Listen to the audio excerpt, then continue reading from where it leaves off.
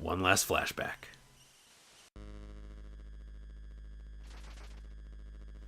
Oh, God. Oh, shit. Oh, no.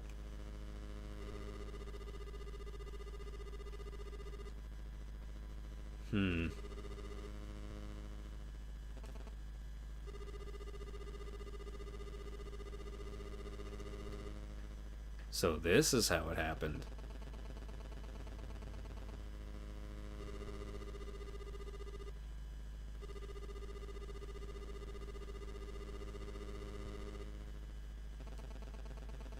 Man, like immediately upon like appearing, the Enchantress like gets right down to brass taxes. Like, let's fucking get an army and take over the world.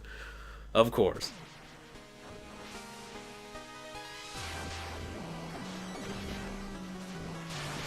Ow!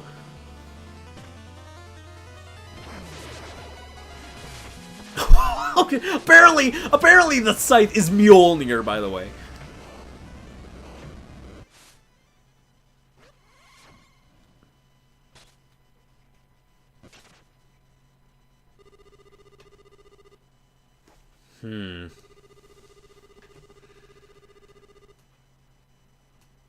Okay. Well, I guess you got the locket that you came here to get in the first place, Donovan. I just bet you didn't think you'd lose your soul in the process.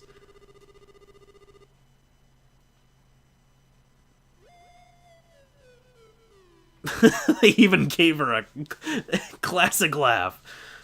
A classic 8-bit laugh. Perfect. Yeah, it kind of sucks how I became like a Specter of Death that day. Oh well. At least the scythe is cool! Let's go. I just like the idea of like Specter Knight like yelling down to the masses below and then being just like turning around like, time to go now.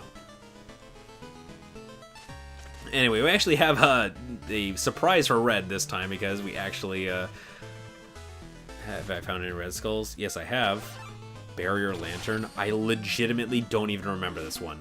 Okay, apparently we're gonna have to wait to actually give Red what he wants. Okay, the Barrier Lantern, and this is one of those, like, I guess you can use this one. I mean, like, actually, it doesn't even seem like it'd be that... It actually seems like it'd be really good of a curio, because you can, like, block lava and everything, too, but I don't know. I never actually used this one, so I can't really say too much about it. It seemed effective, though. Anyway, I know Red is so sick of probably throwing these red skulls in the vault, but I'm about to make your day.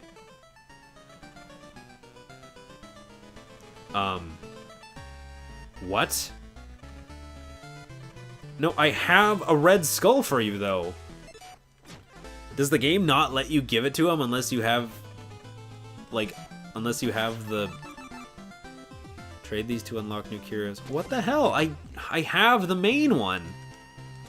That's weird. Maybe I'll walk off screen, come back. Okay, that's really strange. I'm surprised. I guess we have to beat the next Order of No Quarter member before he'll do it. I'm really surprised about that, but whatever. Anyway, Tinker Knight's here. I love how cute Tinker Knight's design is. Man, I would kill for a Tinker Knight campaign, because he's probably my...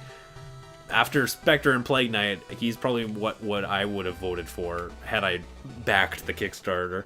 Because, god damn it, like... I wish I had backed it, but oh well. It's funny, because when most people talk about Kickstarter campaigns, about games, most of the people say, like, man, I wish I didn't end up backing this, but I did, because so many of them turn out disappointing, but I'm really glad Shovel Knight, and I guess Shantae actually just recently came out too. I have been like some of the only game Kickstarters that have actually been worth a damn, so that's interesting. Anyway, so the Barrier Lantern, as you might imagine, it just, your barrier becomes a little bit better, so yeah, you can use that. Oh, you can also shoot it out, so it's essentially a leaf shield, basically, so That's interesting. It definitely looks a little better than that, but still, I don't really have any intention of using it. And red, that pisses me off that red won't actually accept the red skull. It's the main thing he's looking for. Come on. Oh, well. Anyway, let's head to, let's talk to Dark Rays again and head to the final, did I get? Oh, I got all the red skulls in Clockwork Tower, so that's good. Let's actually head to the Flying Machine, the Lair Propeller Knight, the final knight in our order of death, our order of absolute power. So let's head up there. Try not to look down.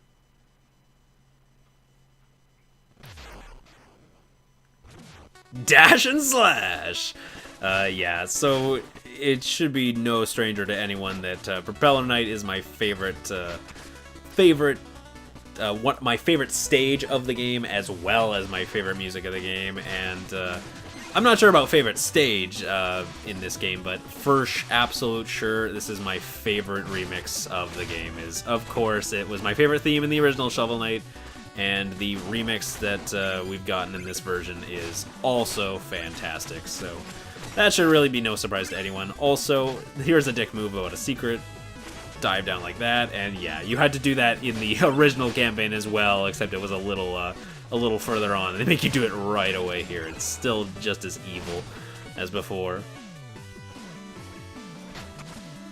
Anyway, yeah, just I can't even stress enough how amazing this remix is, so I'm just gonna shut up for a second and let you take a listen.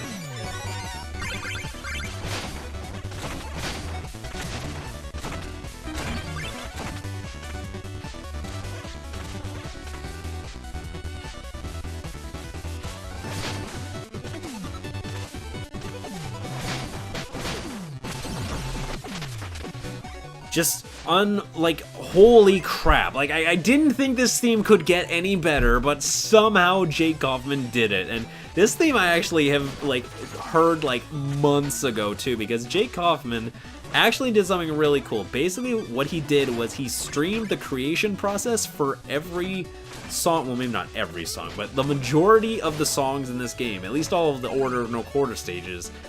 He just straight up just streamed the creation process of them, and I remember when he showed, and I watched a couple of those streams, and just when I even remember when he showed off that part, and when he showed off the completed Propeller Knight remix, like, even when that part of the song came up, the part I was quiet for came up, you could even see him grooving to it, like, oh hell yeah, like, this is a good part of the song right here. Like, it just, like, this remix is so frickin' fantastic, and just Propeller Knight's theme in general is just, whenever I think of, I just missed something right there. I can just tell, just based on the just the shape of the wall. I'm pretty sure I missed something there. Oh well.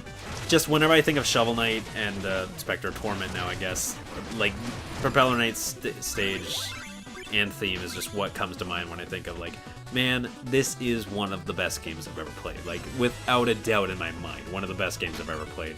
Which most of you already know by now, because that favorite game information is out in the open now. So, anyway, let's keep on going. And obviously, Propeller Knight stage being usually the last one you'll tackle, at least in the base game, is quite difficult. Also, Specter Knight's scythe is apparently powerful enough to slash cannonballs in half and turn these small cannonballs into dust, which is insane. But just the satisfaction and the noise and, like, the screen shake of slicing a cannonball in half never gets old. Neither does dying. Damn it, I was really hoping I'd land right on the platform like that. A little bit too cocky for my own good. Please don't die. Okay, that was not my fault. For the record, the flashing that Specter Knight was doing, because he was, like, still at invincibility frames or whatever, made it nearly impossible to see where I was on the platform. Actually, never mind. I just realized why I couldn't see where I was on the platform. It's because of this big blue barrier that blocks your vision. Okay, it actually wasn't. It was actually totally my fault. I take it back. Also, screw these things. Specter Knight is having none of this bullshit. Nice try.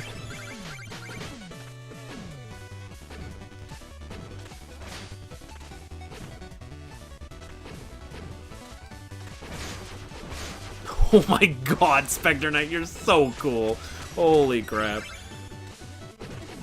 As if they needed to make Specter Knight even cooler. Just slashing the cannonballs in half is like, is the dessert.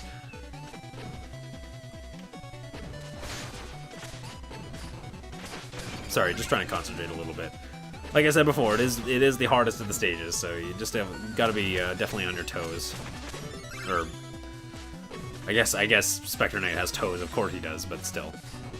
That's a really nice blimp too, by the way. Should I break this checkpoint? Who am I kidding? I have enough gold, so I really don't even need to.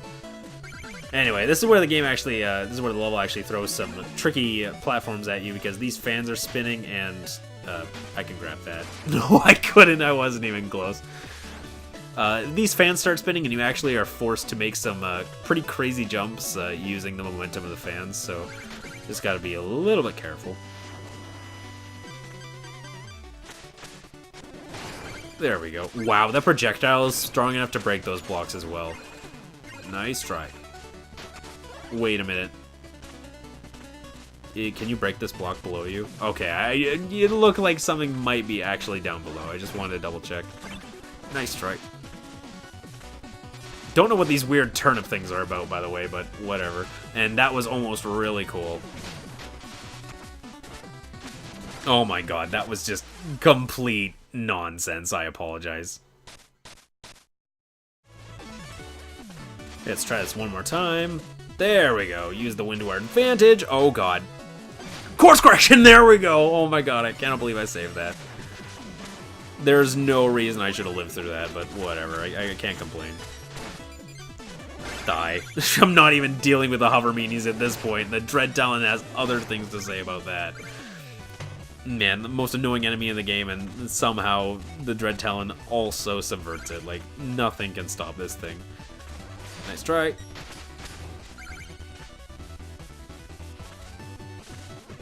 Oh god, that was close. Oh god, that was risky.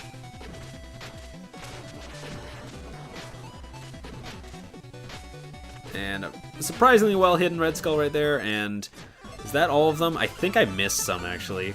Son of a bitch, I did. I missed a single Red Skull in this place. God damn it. That's so frustrating, especially since it's one of the longest levels of the game. Okay, well, I'll have to go back and get it later, so... Anyway, time to deal with one of the more annoying members, like I said before. I think Bounding Soul might be actually pretty good for this.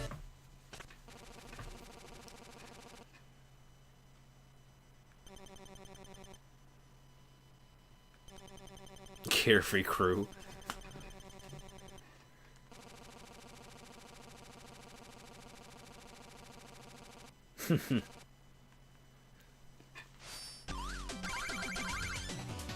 Okay, Propeller Knight, and this bastard is just as annoying as he is in the other campaigns, and did I say just as annoying? I actually meant more annoying, because now it becomes this massive platforming gauntlet, and he's going to be just as big of a dick as before, and he's going to be constantly spamming his lunge attack right here, and the gravity is actually a little lower on these platforms, which makes it a little bit easier to platform on them a little bit. Also, Bounding Soul is really helping right now, because we've killed him already. So, wow, using Curios during bosses is quite good. Thankfully, just like in every other boss fight in this game, if you die after you've beaten the boss, whether it be falling into a pit or getting damaged, you will still win, thankfully.